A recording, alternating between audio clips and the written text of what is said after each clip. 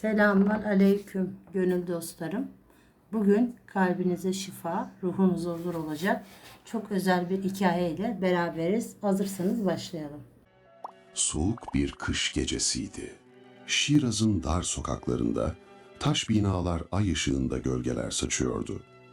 Rüzgar çınar ağaçlarının yapraklarını hışırdatıyor, uzaktan bir köpeğin havlaması duyuluyordu. Şehir uyuyordu ama bir konakta trajik bir sahne yaşanmak üzereydi. Reza Ağa'nın konağı Şiraz'ın en zengin semtindeydi. 3 katlı, geniş avlulu, mermer sütunlu görkemli bir yapıydı. Duvarlar İsfahan çinileriyle kaplıydı. Havuzun ortasındaki fıskiye ay ışığında pırıldıyordu. Konağın içi İran halılarıyla, ipek yastıklarla, gümüş şamdanlarla doluydu. Her şey mükemmeldi. Her şey lüks içindeydi. Ama o gece bu güzellikler içinde büyük bir çirkinlik yaşanıyordu. Reza Ağa 45 yaşındaydı. Uzun boylu, geniş omuzlu, siyah sakallı bir adamdı. Sakalında henüz ak yoktu. Gözleri koyu kahverengiydi ama soğuktu. Bakışları keskindi ama insanlara değersizlermiş gibi bakardı. Bir tüccarın malı değerlendirirken baktığı gibi. İpek kaftan giyerdi. Başında Türkmen kalpağı vardı. Elleri yumuşaktı, hiç çalışmamıştı. İpek ticareti yapardı. Kervanlar gönderirdi İsfahan'a, Bağdat'a, hatta Hindistan'a. Çok zengin bir adamdı ama kalbi yoktu. 3 karı boşamıştı daha önce. Birincisini çocuk doğuramayınca atmıştı. İkincisini hastalanınca, üçüncüsünü de sıkılınca atmıştı. Şimdi 4. karısı vardı. Fateme. Fateme 32 yaşındaydı. Orta boylu, zayıf yapılı, güzel bir kadındı. Siyah saçları omuzlarına dökülürdü. Gözleri büyük ve kahverengiydi. Dudakları inceydi, sesi yumuşaktı. Mütevazı bir aileden geliyordu. Babası ölen bir terzi, annesi ölen bir dokumacı kadındı. Yetim kalmıştı genç yaşta. Reza onunla 2 yıl önce evlenmişti. Fateme Reza'yı gerçekten seviyordu. Belki de hayatında sevdiği tek erkekti. Ona bağlıydı, sadıktı, itaatkardı. Her istediğini yapardı. Ama Reza onu hiç sevmemişti. Çünkü Reza zaten sevmeyi bilmezdi. 2 yıl birlikte yaşadılar. Fateme mutluydu. Ya da öyle sanıyordu. Ta ki 3 ay önce Gürcistan'dan cariyeler gelene kadar. Gürcistan'dan gelen köle tüccarları Şiraz pazarına güzel cariyeler getirmişlerdi. İçlerinde biri vardı ki herkesin gözünü çeliyordu. Leyla. Leyla 22 yaşındaydı. Sarışın, mavi gözlü, beyaz tenli, büyüleyici bir güzelliği vardı. Boyu uzun, vücudu kıvrak, bakışları keskin ve hesapçıydı. Gürcü asıllıydı. Küçük yaşta ailesinden koparılmış, köle olarak satılmıştı. Ama zeki bir kızdı. Güzelliğinin gücünü biliyordu ve bunu kullanmayı da. Reza Ağa pazarda Leyla'yı görünce ona bir bakışta aşık oldu. Ya da öyle sandı. Aslında aşık değildi, sadece arzuluyordu. O güzelliğe, o gençliğe sahip olmak istiyordu. Leyla'yı satın aldı. Büyük para ödedi. Konağa getirdi. İlk günler Leyla sadece bir cariyeydi. Hizmet ederdi. Sessizce dururdu. Ama akşamları Reza onu odasına çağırmaya başladı. Önce sadece sohbet için.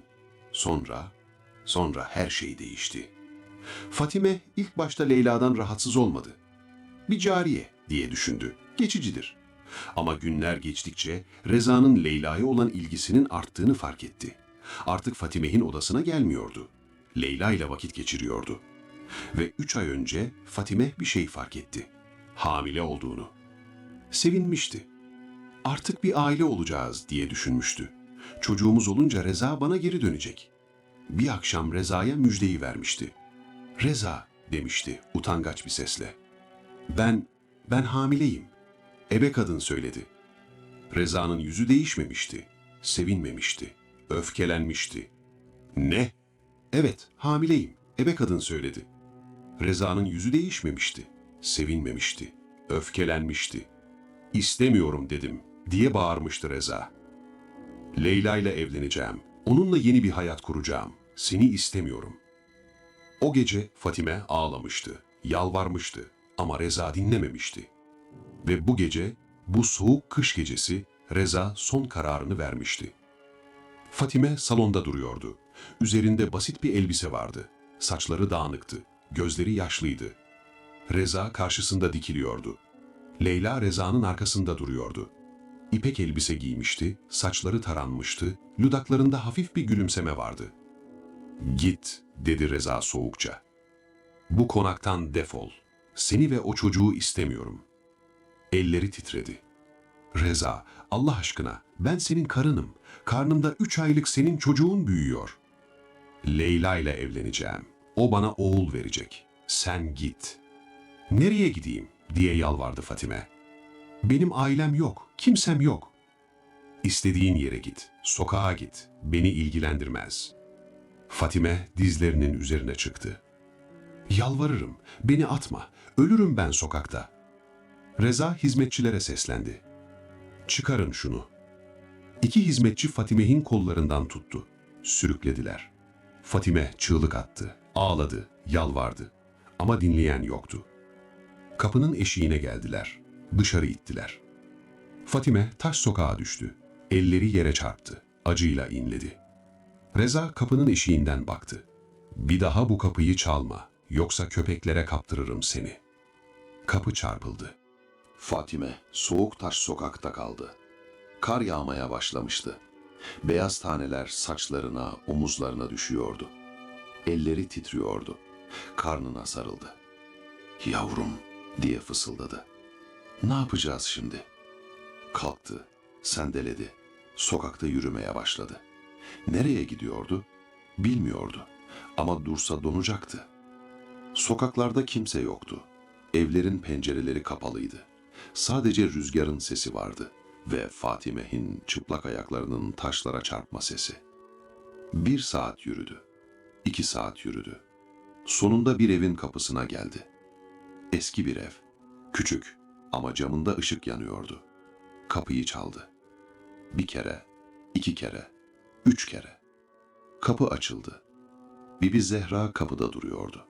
70 yaşlarında, beyaz başörtülü, kambur ama gözleri diri bir kadındı. Şiraz'ın en yaşlı ebesi, en bilge kadınıydı. Elleri nasırlıydı, yüzü kırışıktı. Yıllardır doğumlara yardım ediyordu, ölümlere şahit oluyordu. "Ah Fatime," diye bağırdı şaşkınlıkla. "Ne oldu sana kızım?" Fatime cevap veremedi. Sadece yaşlı kadının kollarına yığıldı, bayıldı. Bibi Zehra Fatime'yi içeri taşıdı. Ateşin yanına yatırdı. Üzerine örtülerle örttü. Yüzüne ıslak bez koydu. Fatime'nin nefesi kesikti. Yüzü solgundu. "Aman Allah'ım," dedi Bibi Zehra. "Bu kız donacakmış." 1 saat sonra Fatime uyandı. Gözlerini açtığında tavana baktı. Neredeydi? "Uyan kızım," dedi Bibi Zehra yumuşak bir sesle. "Sıcak çay iç." Fatime doğruldu. Etrafına baktı. Küçük bir evdi. Basitti ama sıcaktı. "Bibi Zehra," dedi zayıf bir sesle. "Evet kızım, sen benim evimdesin. Ne oldu sana?" Fatime gözyaşlarını tutamadı. "Beni attı. Reza beni sokağa attı." Bibi Zehra'nın yüzü sertleşti. "O adam zalim. Ama Allah cezasını verir kızım, merak etme. Her zulmün hesabı sorulur." "Ben ne yapacağım?" diye sordu Fatime. 3 aylık hamileyim. Beni sokağa attı. Sokakta ne yapacağım?" "Sen burada kalacaksın. Çocuğun doğana kadar. Sonrasında da bir şeyler düşünürüz. Allah kerim. Seni sokağa atmam ben." Fatime, Bibi Zehra'nın elini tuttu. Allah razı olsun. O gece Fatime, Bibi Zehra'nın evinde kaldı. Ama uyuyamıyordu bir türlü. Reza'nın yüzü gözlerinin önünden gitmiyordu. Leyla'nın soğuk gülümsemesi. Ve içinde bir öfke, bir lanet yükseliyordu. "Allah şahidim olsun," diye fısıldadı karanlıkta. "Reza, sen bu zulmün bedelini ağır ödeyeceksin. O güzel yüzün o katran kazanında eriyecek. Kendi kaynattığın kazanda yanacaksın." Bir yükten daha kurtulduğunu düşünen Reza Ağa, o gece konağında rahat uyudu. Ya da öyle sandı. Leyla yanında yatıyordu. İpek yorganlar altında rahat nefes alıyordu. Reza ona baktı. Ne kadar güzeldi, ne kadar gençti. "İşte bu benim hakkım," diye geçirdi içinden. "Böyle bir güzellik sadece benim olmalı." Ama gözlerini kapattığında Fatime'nin yüzünü gördü. Ağlayan, yalvaran Fatime'yi. Hızla gözlerini açtı. Hayır dedi kendi kendine. O geçmişte kaldı. Artık yok. Ama o gece ilk defa vicdan azabı hissetti. Küçük bir sızı, kalbinin bir köşesinde.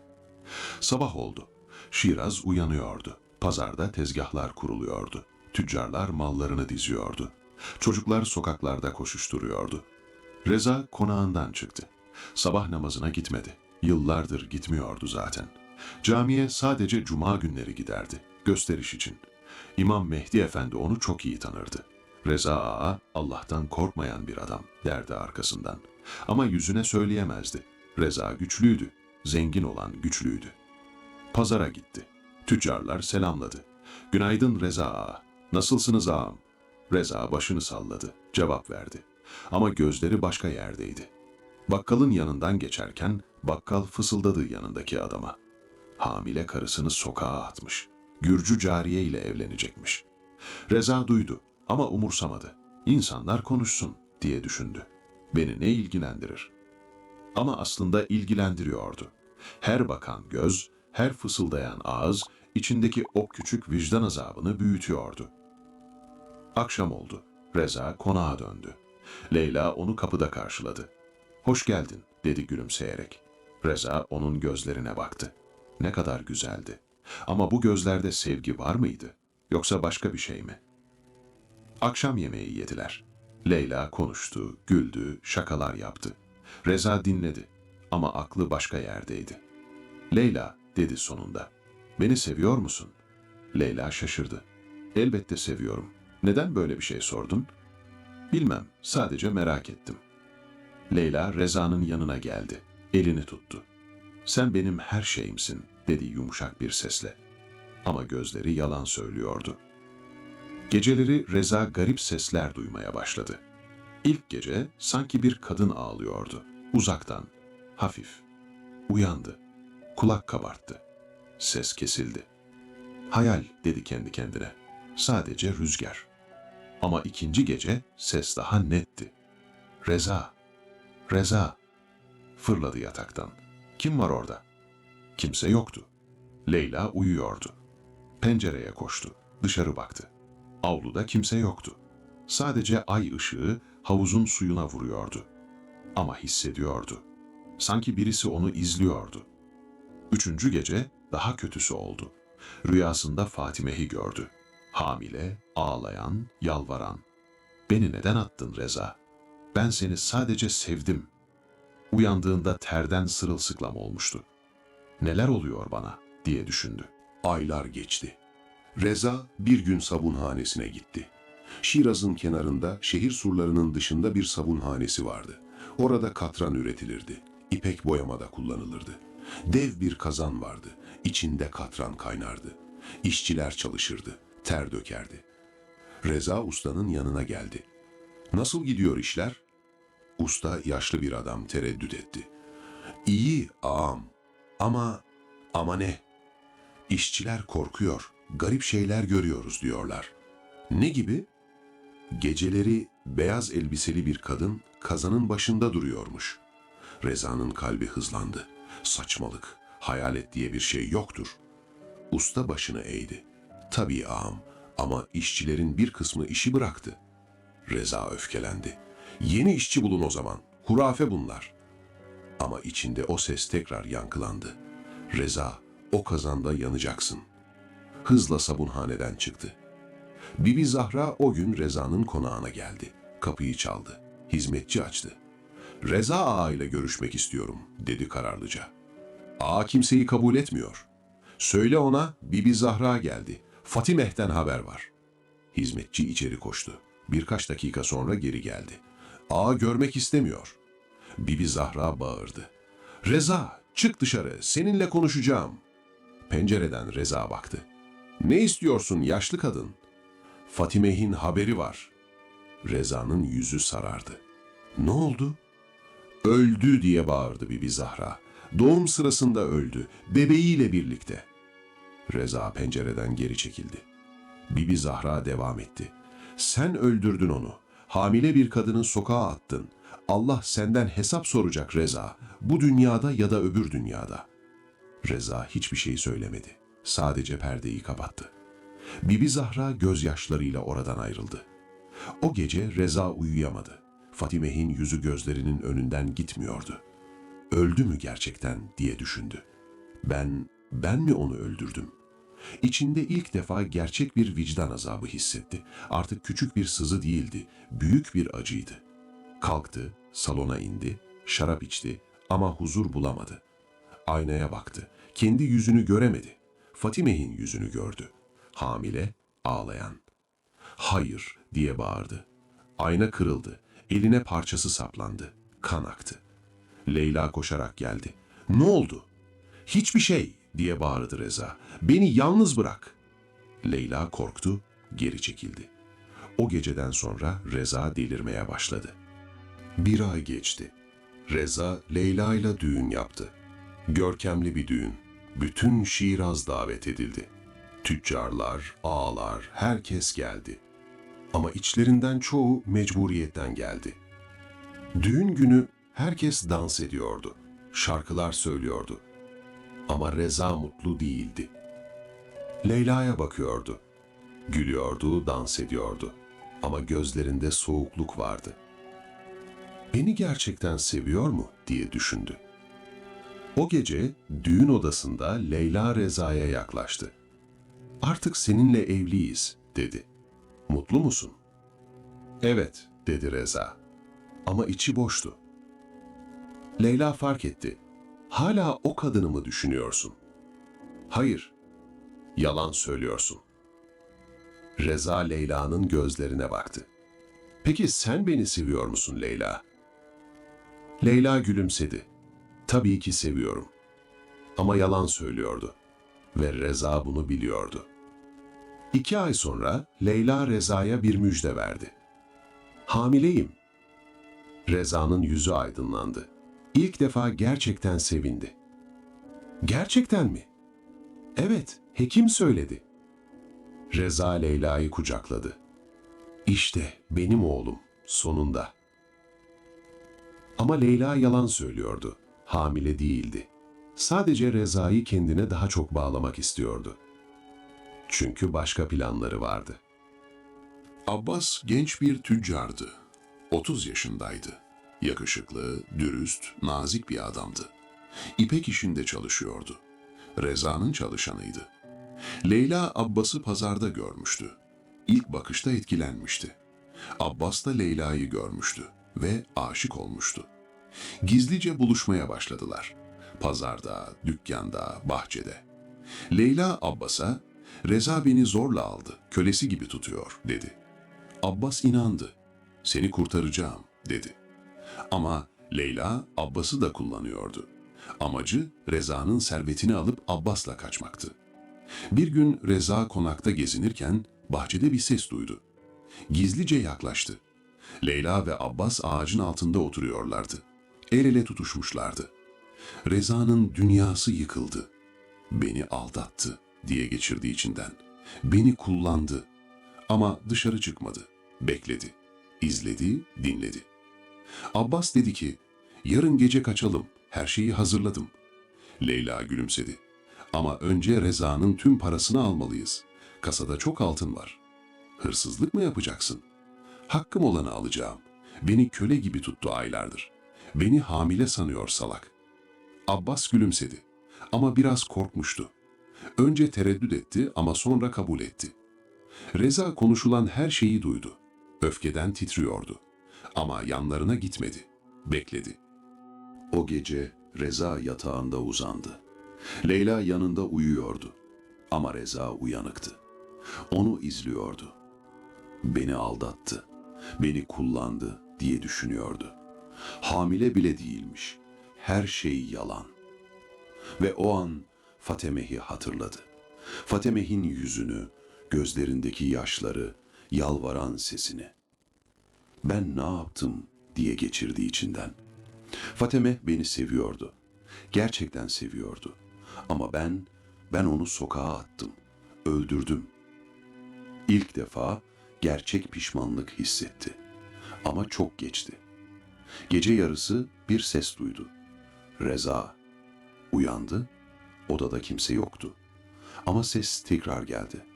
Reza, gel, kazan seni bekliyor. Fırladı yataktan, pencereye koştu. Dışarıda avluda beyaz elbiseli bir kadın duruyordu. Yüzü görünmüyordu ama Reza biliyordu. Fateme. Kadın döndü, yüzünü gördü, Fatime'ydi. Hamile, soğuk bakışlı, acılı. Gel Reza, kazan seni bekliyor. Reza çığlık attı. Hayır, git buradan. Leyla uyandı. Ne oluyor? Onu görüyor musun? Diye bağırdı Reza. Kimi? Fatime'yi, orada, avluda. Leyla pencereye baktı. Kimse yok. Ama Reza görüyordu ve çıldırıyordu. Ertesi sabah Reza aynaya baktığında kendini tanıyamıyordu. Gözlerinin altında morlu halkalar vardı. Sakalı dağınıktı. Elleri titriyordu. Bir gecede 10 yaş yaşlanmış gibiydi. Leyla sabah kahvaltısında yanına geldi. "İyi misin?" diye sordu. Sesinde endişe yoktu. Sadece merak vardı. "İyiyim," dedi Reza. Ama değildi. "Dün gece çığlık attın. Rüya mı gördün?" "Evet, bir rüya." Leyla gülümsedi. "Çok streslisin. Biraz dinlenmelisin."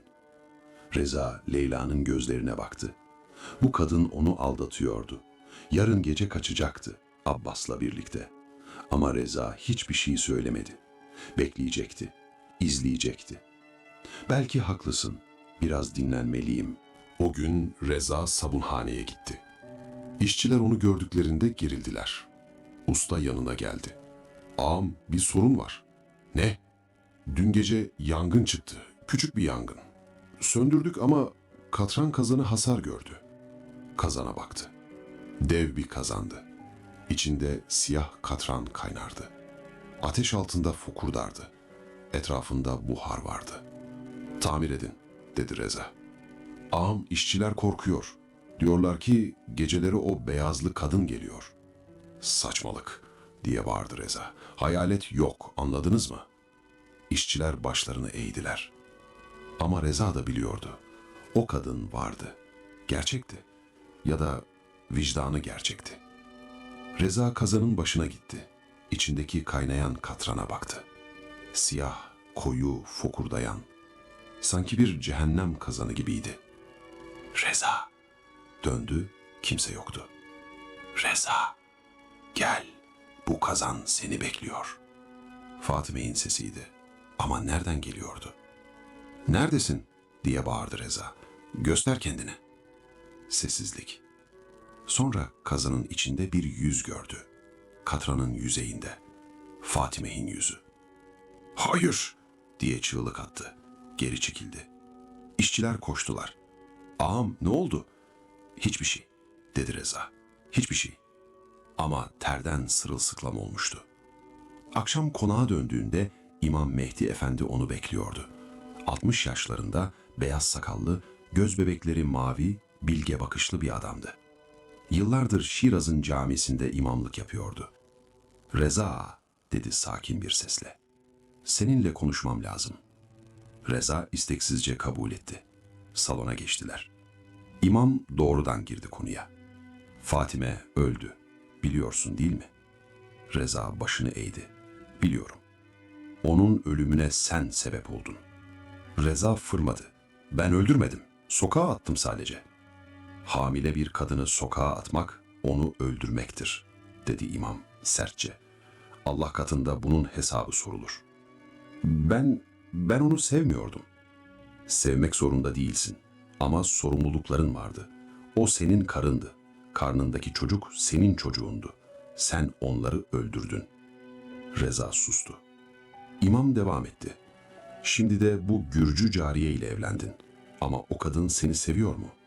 Reza şaşırdı. "Nereden biliyorsun?" "Herkes biliyor Reza. Şehirde dedikodu dönüyor. O kadın seni sevmiyor. Sadece paranı seviyor." Reza'nın içi sızladı. Çünkü doğruydu. İmam ayağa kalktı. "Reza, sana son bir tavsiye. Allah'tan af dile. Tevbe et. Yoksa bu dünyada da cezanı çekersin." "Nasıl tevbe edeyim? Fatime öldü." "Allah'tan af dile. Ölenlerin ruhuna dua et, hayır işle. Belki Allah affeder. İmam gitti. Reza salonda kaldı. Yalnız, karanlıkta. O gece Reza camiye gitti. İlk defa, yıllardır gitmiyordu. Camide kimse yoktu. Sadece kandiller yanıyordu. Mihrabın önüne gitti, secdeye kapandı. Allah'ım dedi, ben çok günah işledim. Fatime'yi öldürdüm. Beni affet. Ama kelimelerin içi boştu. Sanki kalbi yoktu bu kelimelerde. Başını kaldırdığında mihrabın önünde bir gölge gördü. Beyaz elbiseli bir kadın. Fatime. Kadın döndü. Fatime'ydi. Ama gözleri farklıydı. Soluk, donuk. Geç kaldın Reza dedi. Çok geç kaldın. Hayır, lütfen. Sen beni affetmedin. Ben de seni affetmeyeceğim. Yarın gece kazan seni bekliyor. Gölge yok oldu. Reza camiden çıktı. Koşarak konağa gitti. Ertesi gün Reza evden çıkmadı. Odasına kapandı. Leyla kapıyı çaldı. Reza, iyi misin? Beni yalnız bırak. Leyla gitti ama o gece kaçacaktı. Her şeyi planlamıştı. Abbas bekliyordu. Gece oldu. Reza penceresinden bahçeyi izledi. Leyla gece yarısı odasından çıktı. Sessizce merdivenlerden indi. Kasaya gitti. Anahtarın yerini biliyordu. Reza ona söylemişti. Kasayı açtı. İçindeki altınları torbaya doldurdu. Sonra dışarı çıktı. Bahçede Abbas bekliyordu. 2 at hazırdı. Altınları aldın mı? Diye sordu Abbas. Evet, hadi gidelim. Ama o anda Reza ortaya çıktı. Nereye? Dedi soğuk bir sesle. Leyla ve Abbas donup kaldılar. Leyla, dedi Leyla. Ben, sus diye bağırdı Reza. Seni dinlemek istemiyorum. Abbas araya girdi. Reza, Leyla'yı serbest bırak. O seni sevmiyor. Biliyorum, dedi Reza acı bir gülümsemeyle. O beni hiç sevmedi. Sadece paramı sevdi. Leyla sessizdi. Git, dedi Reza. İkiniz de gidin. Altınları da alın. Umurumda değil artık. Abbas şaşırdı. Gerçekten mi? Evet. Gidin. Bir daha dönmeyin. Leyla Reza'ya son bir kez baktı. Sonra Abbas'la birlikte ata bindi, karanlıkta kayboldu. Reza bahçede yalnız kaldı. Gökyüzüne baktı. Yıldızlar parlıyordu. Artık her şey bitti, diye düşündü. Param yok, karım yok, hiçbir şeyim yok. Ve o an Fatime'yi hatırladı. Onu da kaybetmişti. Kendi elleriyle. Ben ne yaptım? Ben nasıl bir canavardım? Ağlamaya başladı. İlk defa. Yıllardır ağlamamıştı. Ama felaketler bununla sınırlı değildi. O gece bir haber geldi. Sabunhanede yangın çıkmış. Reza koşarak sabunhaneye gitti. Dumanlar gökyüzüne yükseliyordu. İşçiler yangını söndürmeye çalışıyordu. Ama en büyük sorun katran kazanıydı. Kazan kaynamaya devam ediyordu.